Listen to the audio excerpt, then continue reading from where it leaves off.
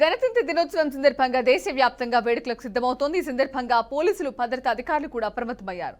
గణతంత్ర దినోత్సవ వేడుకల నేపథ్యంలో హైదరాబాద్, శంషాబాద్ ఎయిర్పోర్ట్ లో నిఘా వర్గాలు రెడ్ అలర్ట్ ప్రకటించారు.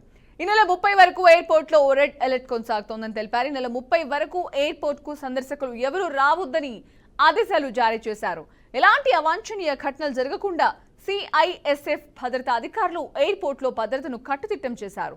ఎయిర్పోర్ట్ ప్రధాన దారిలో బాంబ్ స్క్వాడ్, డాగ్ స్క్వాడ్ తనిఖీలు చేపడుతున్నారు. ఎయిర్పోర్ట్ కు వచ్చే వాహనాలపై ప్రత్యేక నిఘా పెట్టారు.